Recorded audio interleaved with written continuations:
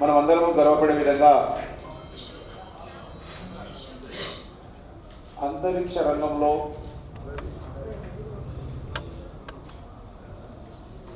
నూతన ప్రయోగాలకు జనవరి 1న వేదిక కావడము, నిన్న జరిపినటువంటి ప్రయోగం విజయవంతం కావడము, ప్రయోగాలకు జనవరి 1న నూతన ఉత్తేజాన్ని నింపడము, ఇస్రో ఒక సరికొత్త రికార్డు సృష్టించడం జరిగింది. ఇది మనకందరికీ తెలుసు, ఈ సంవత్సరము గగనయాన్ సంవత్సరం. 2021లో అమెరికా ఈ తరహా ప్రయోగం చేపట్టడం జరిగింది. అమెరికా తర్వాత భారతదేశంలో ఇస్రో ఈ రకమైనటువంటి ప్రయోగాలకు నిన్న శ్రీకారం చుట్టడము మనమందరం కూడా గర్వపడాల్సిన విషయం. నేను ఈ సందర్భంగా ఇస్రో శాస్త్రజ్ఞులకు తెలంగాణ ప్రజానీకం తరఫున హృదయపూర్వకమైనటువంటి శుభాకాంక్షలు తెలియజేస్తా ఉన్నాను, అభినందనలు తెలియజేస్తా ఉన్నాను.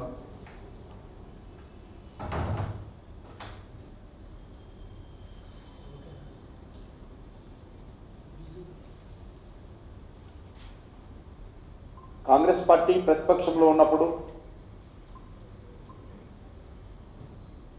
ఈ రాష్ట్రంలో జరిగినటువంటి అవినీతి పట్ల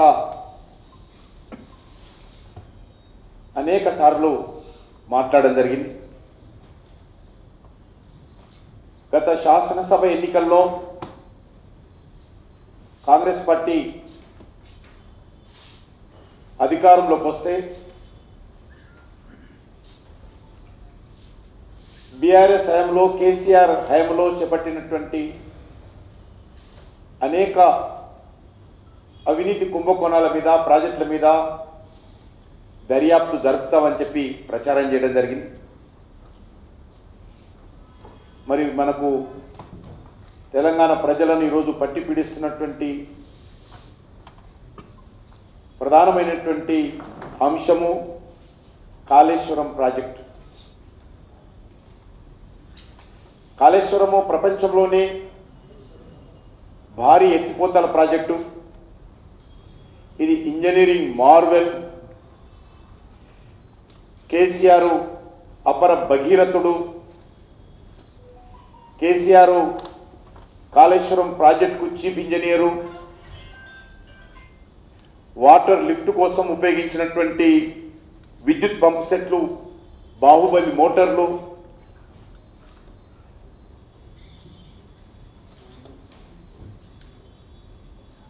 ఏడు బుర్జు ఖలీఫాలకు సమానమైనటువంటి కాంక్రీటు ఈ యొక్క కాళేశ్వరంలో వాడడం జరిగింది.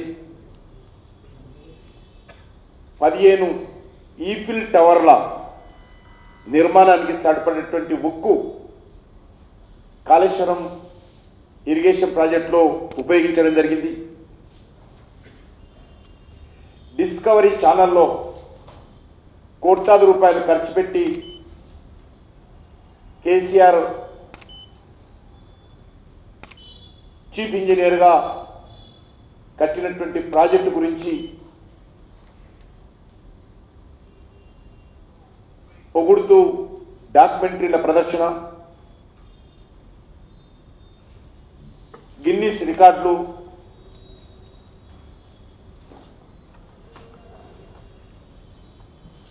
వీటన్నిటితో పాటు 80,000 పుస్తకాలు చదివినటువంటి కేసీఆర్ చీఫ్ ఇంజనీర్గా కట్టినటువంటి ప్రాజెక్టు మరి ఈరోజు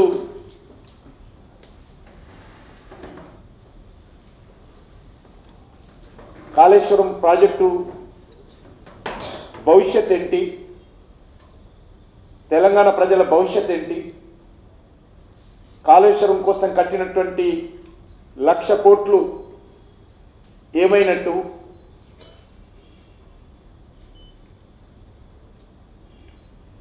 ఈనాటి ముఖ్యమంత్రి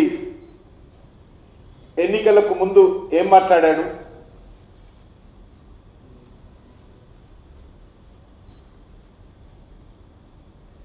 ఇవన్నీ కూడా ఈరోజు తెలంగాణ ప్రజలు ఆలోచన చేయాల్సిన అవసరం ఉంది. కేసీఆర్ ప్రభుత్వం ఉపయోగించినటువంటి ఇంజనీరింగ్ కాస్త రీఇంజనీరింగ్ కాస్త రివర్స్ ఇంజనీర్గా మారిపోయింది. ఈరోజు మేడిగడ్డ ప్రాజెక్టుకు ఏదైతే కాళేశ్వరంకు లైఫ్ లైన్గా ఉందో మేడిగడ్డ కుంగింది, అన్నారం బ్యారేజీ గ్యారెంటీ లేకుండా పోయింది. ఈరోజు కాళేశ్వరం ప్రాజెక్టు తెలంగాణ ఇమేజ్ను పూర్తిగా గోదావరి పాలు చేశారు.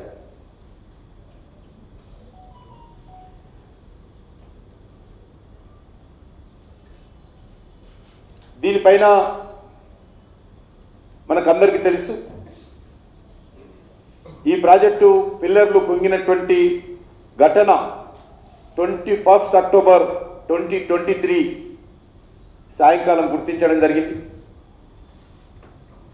వెంటనే ఇది మా దృష్టికి రాగానే కేంద్ర జలశక్తి మంత్రికి దీనిపైన ఉత్తరం రాయడము, కేంద్ర ప్రభుత్వము జలశక్తి మంత్రి వెంటనే స్పందించి మేడిగడ్డ బ్యారేజ్ పిల్లర్లు కుంగినటువంటి ఘటన పైన నేషనల్ డ్యామ్ సేఫ్టీ అథారిటీ ద్వారా ఒక ఉన్నత స్థాయి కమిటీని ఏర్పాటు చేసి విచారణకు ఆదేశించిన విషయం మనకందరికీ తెలుసు. ఈ కమిటీ 24 అక్టోబర్ 2023 మేడిగడ్డ బ్యారేజ్ని high level expert committee visit చేశారు. అక్కడ జరిగినటువంటి నష్టము, అక్కడ జరిగినటువంటి పొరపాట్లు,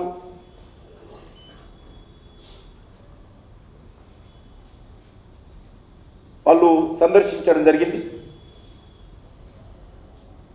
అదేవిధంగా 25 అక్టోబర్ నెక్స్ట్ డే కూడా హైదరాబాదులో అనేక మంది ప్రముఖులను, రాష్ట్ర ప్రభుత్వ ఉన్నతాధికారులను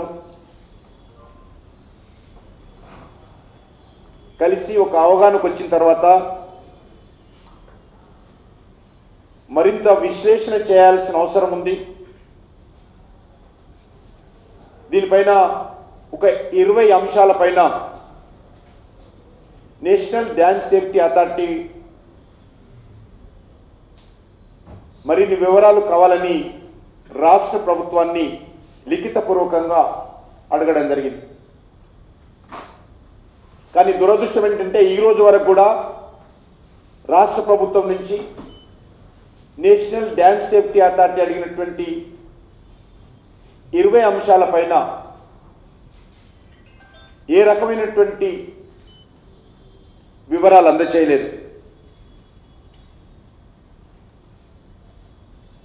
20 అంశాలలో 11 అంశాలకు మాత్రమే అరకొర సమాధానాలు ఇచ్చారు.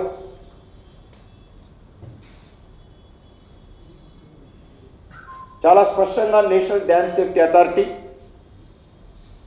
బ్యారేజీ నిర్మాణ సమయంలో చేయాల్సినటువంటి ప్రాపర్ ఇన్వెస్టిగేషన్ కానీ, సాయిల్ టెస్ట్ కానీ, ఎన్వైరన్మెంటల్ టెస్ట్ కానీ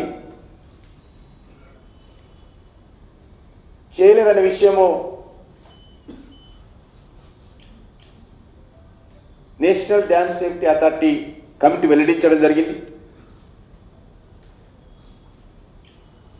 రాష్ట్ర ప్రభుత్వము కావాలని ఆ వివరాలన్నీ గోప్యంగా ఉంచుతుంది, దాచిపెడతా ఉంది.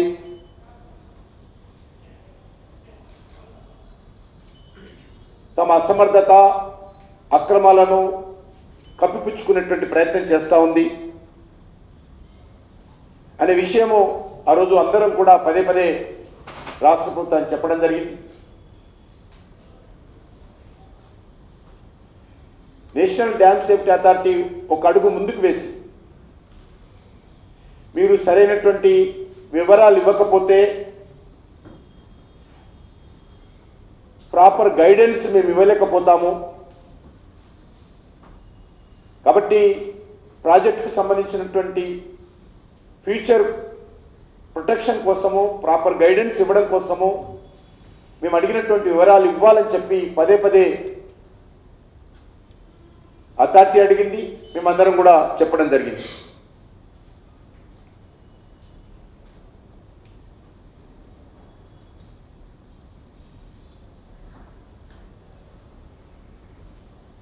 దురదృష్టం ఏంటంటే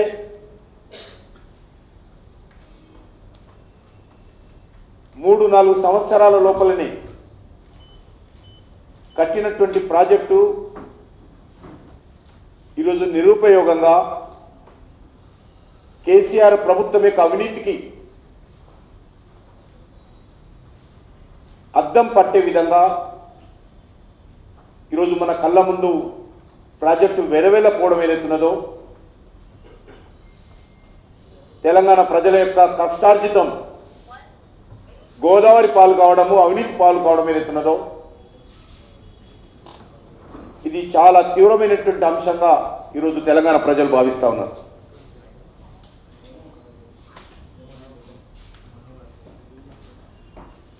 కాళేశ్వరం ప్రాజెక్టు భవిష్యత్ ఏంటి? నష్టపోయినటువంటి పిల్లర్స్ని మళ్ళీ కడతారా, లేక నేషనల్ డ్యామ్ సేఫ్టీ అథారిటీ సలహాలు మరింత తీసుకుంటారా? ఈ ప్రాజెక్టు కట్టడంలో జరిగినటువంటి అవినీతి పైన కాంగ్రెస్ పార్టీ ప్రభుత్వము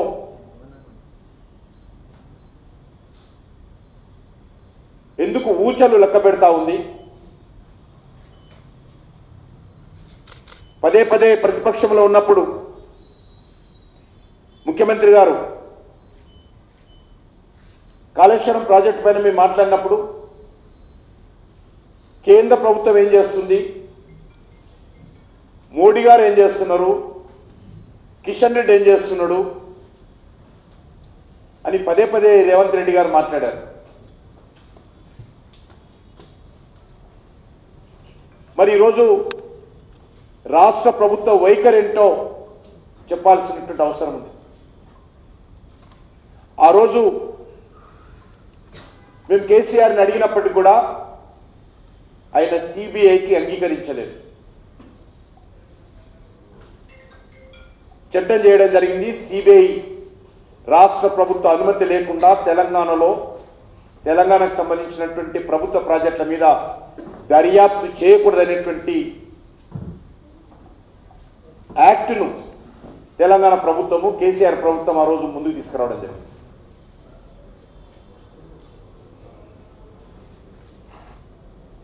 మరి ఈరోజు కాంగ్రెస్ పార్టీ ప్రభుత్వం, నేను అడుగుతా ఉన్నాను, నిజంగా కాళేశ్వరం పైన ప్రాజెక్టులో జరిగినటువంటి అవినీతి పైన దర్యాప్తు జరగాలని కోరుకుంటున్నారా లేదా?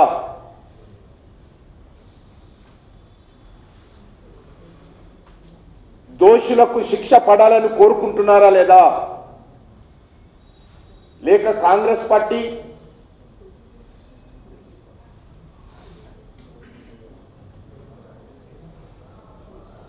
గత అనేక సంవత్సరాలుగా అవినీతితో కలిసి కాపురం చేశారు.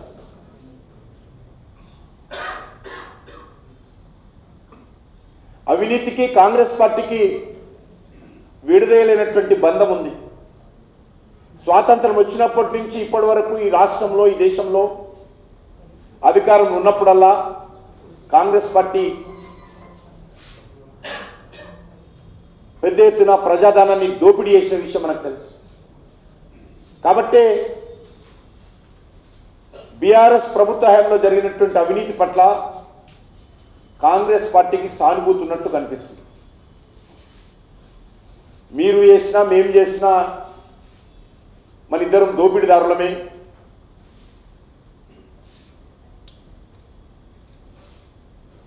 మీ డిఎన్ఏ మా డిఎన్ఏ ఒకటే, మీ పార్టీ మా పార్టీ బొమ్మ బోర్సు ప్రాంతీయ పార్టీలే, కేసీఆర్ వెళ్ళింది మా పార్టీ నుంచే,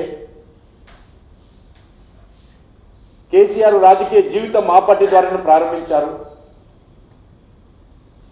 కేసీఆర్ మా పార్టీతో పొత్తు పెట్టుకొని కేంద్రంలో మంత్రి అయ్యాడు, రాష్ట్రంలో మంత్రులు అయ్యారు. కాబట్టి మనం వేరువేరు కాదు,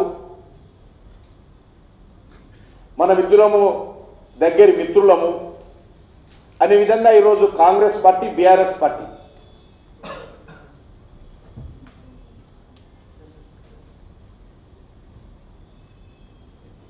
ఒక తోలు బొమ్మలాటాలు ఆడుతూ ఉన్నారు.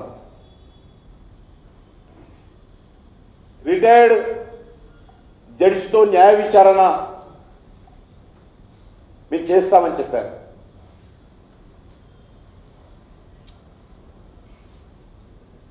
మరి ప్రతిపక్షంలో ఉన్నప్పుడు సిబిఐ ఎందుకు విచారణ చేయించడం లేదని ప్రధానమంత్రి గారిని కాంగ్రెస్ పార్టీ నాయకులు ప్రశ్నించారు కదా. ఈరోజు ఎందుకు సిబిఐకి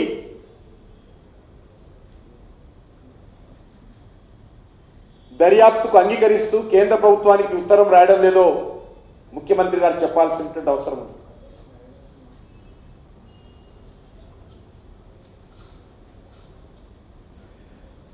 కాళేశ్వరం ప్రాజెక్టు ఇప్పుడు రోజు కళగా మారిపోయింది.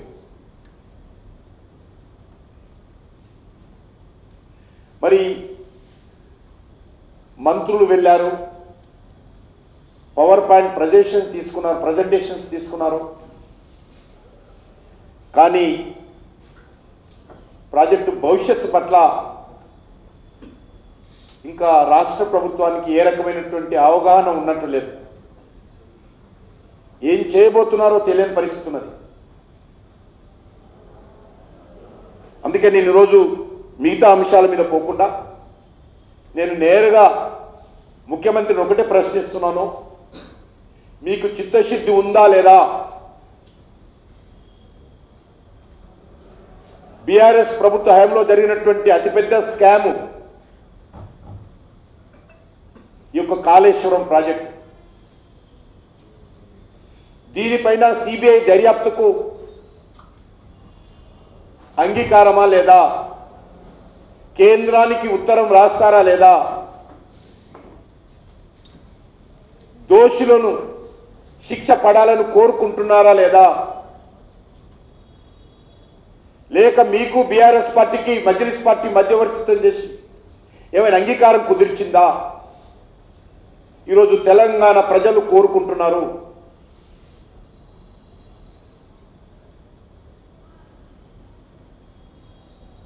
గత శాసనసభ ఎన్నికల్లో తెలంగాణ ప్రజలు రెండు కారణాలతో బీఆర్ఎస్ నుడించారు. ఒకటి, బీఆర్ఎస్ హయాంలో జరిగినటువంటి అవినీతి. రెండు, కేసీఆర్ యొక్క కుటుంబ పాలన. ఈ రెండు అంశాల మీదనే తెలంగాణ ప్రజలకు కాంగ్రెస్ ఓటేశారు తప్ప కాంగ్రెస్ పార్టీ మీద ప్రేమతో కాదు. రాహుల్ గాంధీ మీద విశ్వాసంతో కాదు. కేసీఆర్ పీడ విరగడ కావాలి, బీఆర్ఎస్ పార్టీ పోవాలి అనేటువంటి ఆలోచనతో ప్రజలు ఓటేస్తే ఈరోజు న్యాయ విచారణ పేరుతో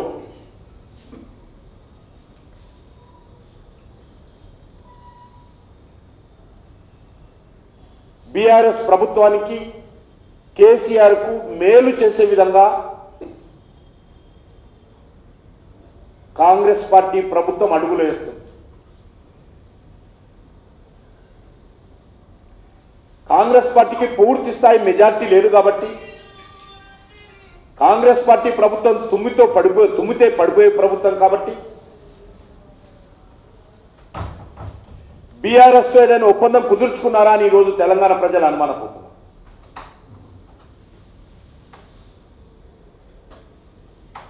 నేను ఫామ్ హౌస్లో ఉంటాను, నువ్వు ప్రగతి భవన్లో ఉండు, నీ దగ్గరికి నేను రాను, నా దగ్గరికి నువ్వు రావద్దు అనేటువంటి ఆలోచనతో ఈరోజు ఈ రెండు పార్టీలు, మాజీ ముఖ్యమంత్రి ఇద్దరు కూడా ఏమైనా ఎంఐఎం మధ్యవర్తిత్వంతో అవగాహనకు వచ్చారా ఈరోజు తెలంగాణ ప్రజలు కోరుకుంటున్నారు, తెలవాల్సిన బాధ్యత ఉన్నది.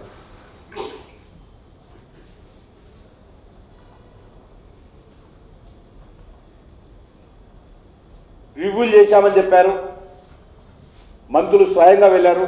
నేను ఒక్కటే అడుగుతా ఉన్నాను, మీరు రివ్యూలు చేయండి, పవర్ పాయింట్ ప్రజెంటేషన్స్ ఇవ్వండి,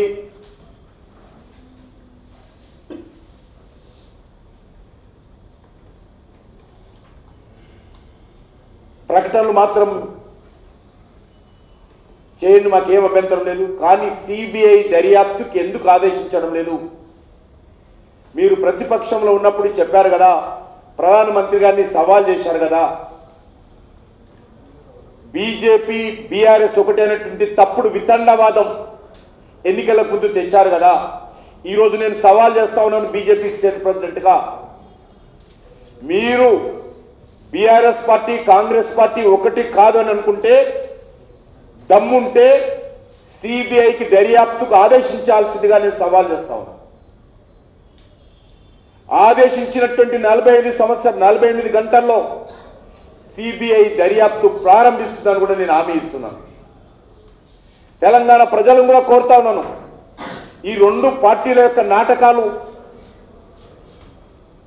చూడాల్సిందిగా కోరుతా ఉన్నాను.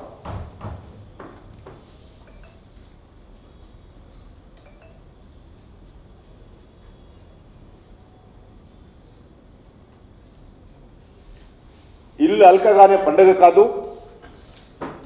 గ్యారంటీల పేరుతో అధికారంలో రావడమే కాదు. కాబట్టి ఇచ్చిన మాట మీద నిలబడాల్సినటువంటి బాధ్యత ఉన్నదనే విషయాన్ని నేను ఈరోజు కాంగ్రెస్ పార్టీ ప్రభుత్వానికి జ్ఞాపకం చేస్తూ, దీనిపైన ముఖ్యమంత్రి గారు స్పందిస్తారని, తెలంగాణ ప్రజలు ఏదైతే ఆకాంక్షించారో, ఏదైతే కోరుకున్నారో, టిఆర్ఎస్ ప్రభుత్వం యొక్క అవినీతి కుంభకోణాలపైన దర్యాప్తు జరగాలని కోరుకుంటున్నారో, దానికి అనుకూలంగా ముఖ్యమంత్రి స్పందిస్తారని భావిస్తా ఉన్నాం.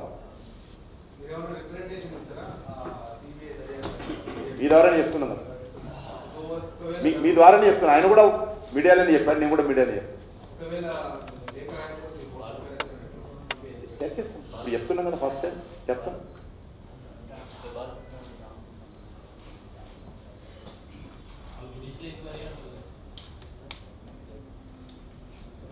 జ్యుడిషియల్ ఎంక్వైరీ అంటే